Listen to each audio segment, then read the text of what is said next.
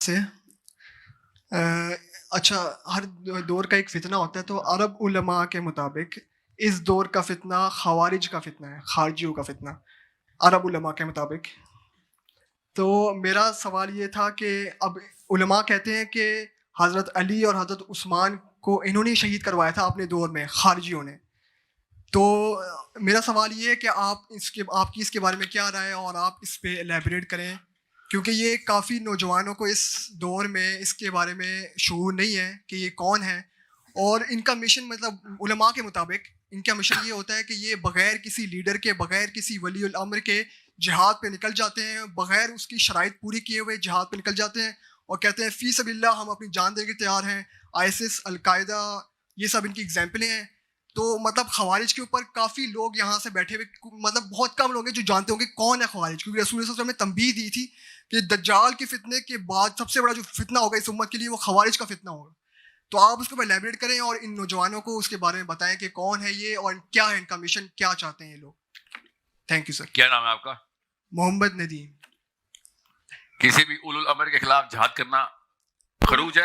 اولو الامر جو آپ کے ولی الامر ہوتے ہیں ان کی اجازت کے بغیر، اگر وہ اجازت نہ دیں جی جی خارجی وہ نہیں ہوتے جو اولو الامر کی اجازت کے بغیر جہاد کرتے ہیں. خارجی ہوتے ہیں جو اولو الامر کے اوپر جہاد کر دیتے ہیں کے اوپر ہے، لیکن ان کے اپنی کنٹری، فار ایگزامپل اگر یہاں پاکستان سے کوئی ولی الامر، پاکستان کے ولی الامر، پاکستان کی لیڈر کی اجازت کے بغیر جہاد کے لیے نکلتا ہے تو وہ خوارج میں ہی گنا جاتا ہے حدیث کے مطابق. سنیں آپ غلط بتا رہے ہیں نا. کیا نام ہے اب محمد ندیم نام. خارجی علی بن ابی طالب کے خلاف حاکمیت اللہ کا نیزوں میں قرآن لے کے آ گئے تھے اور علی کے خلاف جہاد کیا تھا. اور تب تک علی بن ابی طالب نے تلوار نہیں اٹھائی تھی جب تک خباب کا قتل نہیں کیا انہوں نے. تب تک علی بن ابی طالب نے بھی کہا تھا انہوں نے ابھی تک خون نہیں بہایا، میں ان کا خون نہیں بہاؤں گا. خارجی پتہ چل گیا تھا یہ خارجی ہیں جب تک انہوں نے اپنے اولو الامر کے خلاف تلوار نہیں اٹھائی تھی. ٹھیک ہے، پاکستانی یہاں سے کوئی جماعت بنا کے یمن چلے جاتے ہیں خارجی نہیں ہو جاتے. پاکستانی جماعت بنا کے پاکستان میں چل دوڑے تو خارجی ہو جاتے. اکارڈنگ ٹو عرب علماء، not according to me. میری پیدائش سعودیہ کی ہے تو میں ادھر ہی سارے. تو سعودی عرب میں تو یہ والی حدیثیں چمکائی نہیں تھی نا انہوں نے. ٹھیک ہے، سنیں جی جی زیادہ بڑا فتنہ تھا اسرائیل کے جھنڈے مدینہ میں لگا دینا. سمجھ رہے ہیں؟ دکھاتا ہوں آپ کو آیتیں. سنیں جی جی ہاں بولیے. میں آپ کو خارجی پہ آ رہا ہوں. اگر یمن کی فوج سعودی عرب پر دوڑتی ہے تو یمنی خارجی نہیں ہوتے. سمجھ رہے ہیں؟ آسان میں بتاتا ہوں. حضرت امیر معاویہ کی حضرت علی سے لڑائی ہوئی. یس، سب کو پتا ہوئی. خارجیوں کی حضرت علی سے لڑائی ہوئی. یس. تو حضرت امیر معاویہ کیوں نہیں خارجی؟ اتنا آسان نہیں ہے. جس طریقے سے ہم نا عرب علماء نے جس طریقے سے محمد بن سلمان کے لیے پریزنٹیشن دی ہوئی ہے، اتنا آسان نہیں ہے کام. حسین بن علی یزید خلیفہ مقرر ہو چکا ہے. یزید خلیفہ مقرر تو پھر حسین بن نعوذ باللہ حضرت حسین نے بھی خروج کیا، خارجی ہو گئے. یزید اور حسین میں سے چوائس کرنی ہو تو عرب علماء کس کو چوز کریں گے؟ ہم لاہور میں بیٹھ کے نا آسانی سے کہہ سکتے ہیں کہ یزید اور حسین میں سے چوز کرنا ہو تو ہم تو حسین ہی کو، مگر عرب علماء پے در پے یزید ہی کو چوز کر رہے ہیں. یہ مسئلہ بھی تو مانے نا. بہرحال یہ سنیں بیرونی مسئلہ ہے، بتاتا ہوں کیوں. میری کوئی محمد بن سلمان میں بیعت نہیں ہے.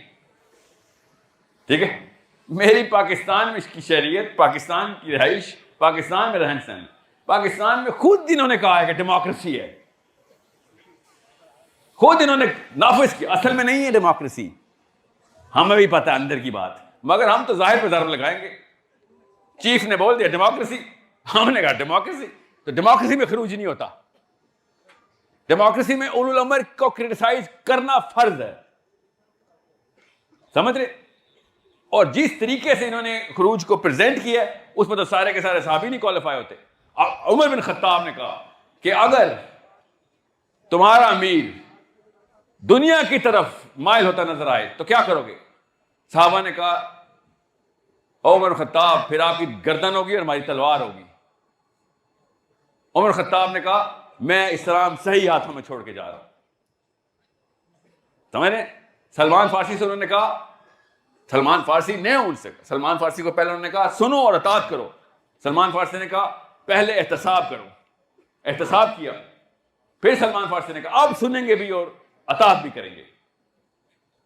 صرف ایک حدیث یا ایک چیپٹر کو اٹھا کے بلینکٹ پریزنٹیشن دے دینا اسلام کی سب سے, یہ ہے اصل میں فتنہ. بیلنس میں سب کچھ دیکھ کے حکمت کے ساتھ دیکھنا پڑتا ہے, ورنہ حضرت ابو جندل ہی نہیں ایکسپلین ہوتے. ابھی تک عرب علماء سے ابو جندل حلق میں اٹکا ہوئے, جو صحابی ابو جندل ابھی تک اتر نہیں رہے. نبی اسلام نے اوپن انڈورسمنٹ کیا حضرت ابو جندل کی, کوئی سناتا ہی نہیں, کوئی بتاتا ہی نہیں. اتنا بڑا واقعہ یہ سیپریٹ انہوں نے ایک کانوائے, سیپریٹ کانوائے اسٹیبلش کر لیا ہے نبی اسلام کی مدینہ کے علاوہ. اور کفار نے آ کے بولا او محمد ابو جندل کا کیا کرو گے؟ نبی اسلام نے کہا کہ میں اس کو انڈورس کروں گا ایز اے مسلم, تمہارا میرا معاہدہ الگ سے ہے, اس کے ساتھ خود ڈیل کرو. اتنا آسان نہیں ہے جتنا ہم نے بنا دیا ہے. اور یاد رکھیے گا خارجی کے اوپر جب تک مطالعہ دونوں سائڈز کا نہ کریں تب تک کسی کو بھی نعوذ باللہ خارجی نہ کہیں. ورنہ پاکستان میں بھی یہ ٹرینڈ ہے, وہ ابھی تو مجھے نہیں پتا, وہ 10 سال پہلے کی بات ہے, میں پاکستان میں نہیں تھا تب یہ وائرل چل رہی تھی کہ وہ یہ بھی جہنم کے کتے ہیں تو وہ بھی جہنم کے کتے. ہر بندہ دوسرے کو جہنم کے کتے شروع ہو گیا ہوتا, کیونکہ خارجی کا مطلب ہے نا خارجی جہنم کے کتے. سو according to one party other party was the kharji, according to the other party this party was the kharji. ایسے نہیں ہوگا, یہ فتنہ پھیلانے والی بات. ویسے بھی اس وقت پاکستان جتنا بڑی جہاد کر لے پاکستانی, کچھ نہیں ہونا. یہ کوئی آپ کو میٹھی گولی دے رہا ہے فیسنیشن کے نام پہ, تلواریں اٹھاؤ کہاں ملے گا, کچھ بھی نہیں ہو. پہلی بات تلواریں اٹھوانی ہیں جو ٹرینڈ لوگ ہیں ان سے. آپ کا کام سیاست ہے, یاد رکھیے گا, آپ کا کام پاور میں آنا ہے. جہاد اسلام میں پرپز نہیں ہے, جہاد اسلام میں انسٹرومنٹ ہے, اور اس کو صحیح استعمال کرنا اتنا کرٹیکل ہے کہ اگر یہ انسٹرومنٹ غلط استعمال ہو گیا تو اگلی 100 نسلیں اسلام سے دور بھاگ جائیں گی. پاکستانی جوان کو پولیٹیکل ایکومنٹ دینا اس وقت سب سے زیادہ ضروری ہے. بغیر ٹریننگ کے ویسے بھی جہاد منع ہے اسلام میں. حضرت عمر بن خطاب نے کس طریقے سے ڈیپوٹیشن کی ہوئی تھی. سو یہ جو جہاد کے نعرے لگا رہے ہیں ان سے کہیں جہاد کے لیے ہم نے پوری آرمی رکھی ہوئی ہے, فکر نہ کریں, اور بڑی اچھی آرمی ہے ہماری, کروائیں گے ان سے جہاد, مگر میں اور آپ. نواز شریف نے کبھی نہیں کروانا ان سے جہاد.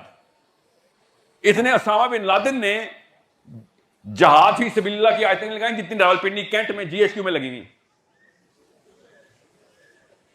اصلی القاعدہ تو وہاں پہ لگے پہ چلتا ہے, ہر جگہ جہاد جہاد جہاد. کسی بھی چلے جائے آرمی کے کیمپ پہ جہاد فی سبیل اللہ, ٹرینڈ ہے الحمدللہ, مجاہد ہیں ہمارے, ٹینشن نہ لیں.